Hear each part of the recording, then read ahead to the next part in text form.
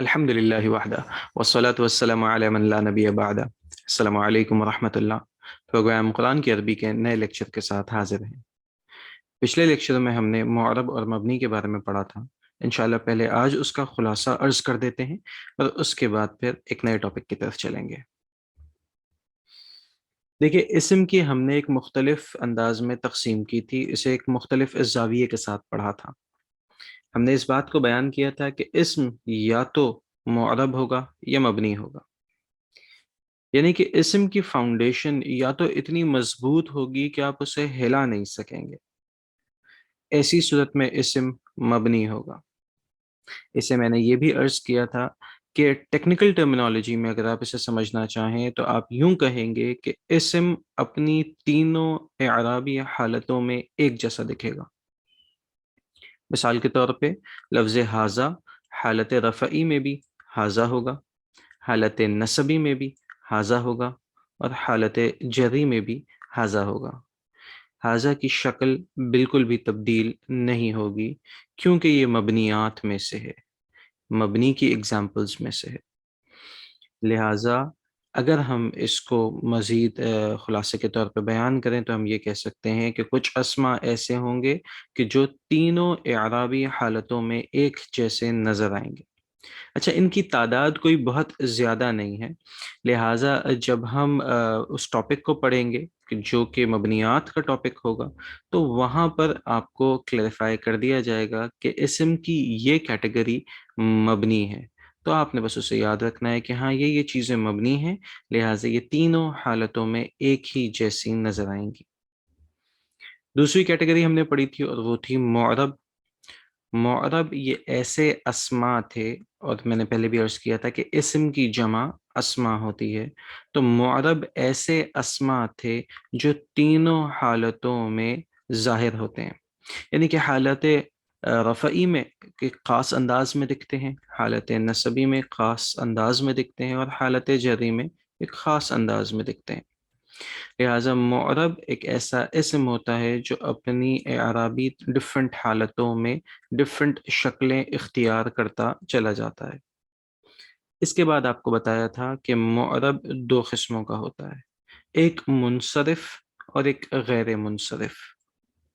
منصرف وہ جس پر تینوں اعرابی حالتیں آتی ہیں، یعنی کہ حالت رفعی میں اس پر پیش آتا ہے، حالت نصبی میں اس پر زبر آتا ہے، حالت جری میں اس کے نیچے زیر آتا ہے، اور اس پر تنوین بھی آ سکتی ہے۔ لہٰذا منصرف ایسے اسما ہوں گے کہ جن پر تینوں اعرابی حالتوں میں شکلیں تبدیل ہوتی چلی جائیں گی اور اس پر تنوین بھی آ سکتی ہے، جبکہ غیر منصرف ایسے اسما ہوں گے کہ جن کے نیچے زیر بھی نہیں آئے گی اور جن پر تنوین بھی نہیں آئے گی، یعنی کہ اس پر آپ کبھی بھی دو پیش نہیں دیکھیں گے، دو زبر نہیں دیکھیں گے، اور زیر تو ویسے بھی نہیں آتی۔ اب یہ جو غیر منصرف اسما ہیں ان کی تعداد بھی منصرف اسما کے مقابلے میں کم ہے۔ لہٰذا جس طریقے سے ہم نے مذکر مؤنث کی پہچان میں مؤنث کی علامتوں کو پڑھ لیا تھا اور اس کے بعد ہم اس نتیجے پر پہنچ جاتے تھے کہ لفظ مذکر ہے یا مؤنث ہے، بالکل ایسے ہی ہم غیر منصرف کی کچھ علامتوں کو اور نشانیوں کو پڑھ لیں گے اور اس کے بعد ہمارے لیے منصرف اور غیر منصرف اسما میں فرق کرنا آسان ہو جائے گا۔ اب ہم چلتے ہیں اپنے ٹاپک غیر منصرف کی طرف کہ غیر منصرف اسما کی پہچان کیسی ہوگی۔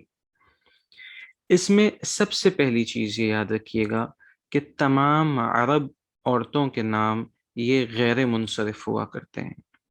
تمام عرب عورتوں کے نام یہ غیر منصرف ہوتے ہیں، یعنی کہ اگر ہم ایک ایگزامپل لیں، نبی مکرم صلی اللہ علیہ وسلم کی والدہ محترمہ کا نام آمنہ حالت رفعی میں آمنہ تو کی شکل میں ہمیں دکھے گی، حالت نصبی میں آمنہ تا کی شکل میں ہمیں دکھے گی، اور حالت جری میں بھی آمنہ تا کی شکل میں ہمیں دکھے گی، کیونکہ اس قانون کو آپ کے سامنے واضح کر دیا تھا کہ غیر منصرف اسما پر ایک غیر منصرف اسم پر نہ ہی زیر آتا ہے اور نہ ہی تنوین آتی ہے، لہٰذا یہ کبھی بھی آمنتن، آمنتن اور آمنتن نہیں ہو سکتے، اور یہ کبھی بھی آمنتی نہیں ہو سکتے، بلکہ یہ لفظ ہمیشہ حالت رفعی میں آمنتو، حالت نصبی میں آمنتا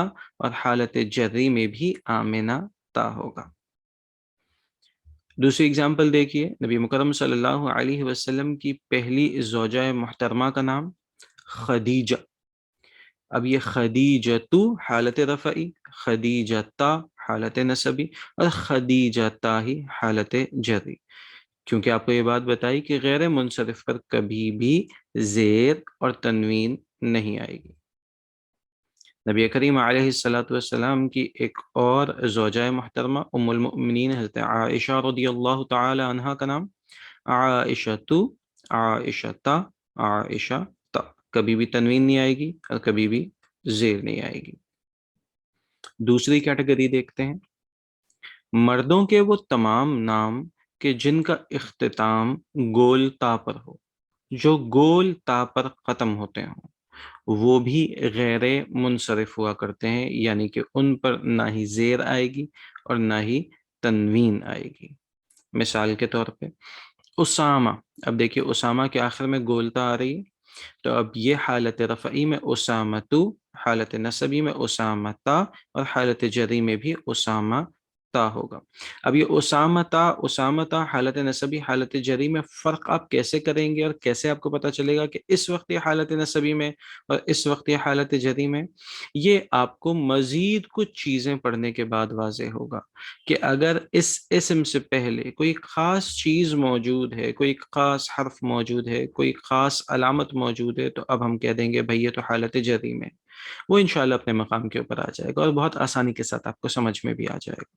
لہٰذا اسے ذہن میں رکھیے کہ یہ کبھی بھی اسامتن، اسامتن، اسامتن نہیں ہوں گے، اور یہ کبھی بھی اس کے اوپر زیر نہیں آئے گی، یعنی کہ یہ اسامہ تی کبھی نہیں ہوگا، اسامتو، اسامتا، اسامہ تا۔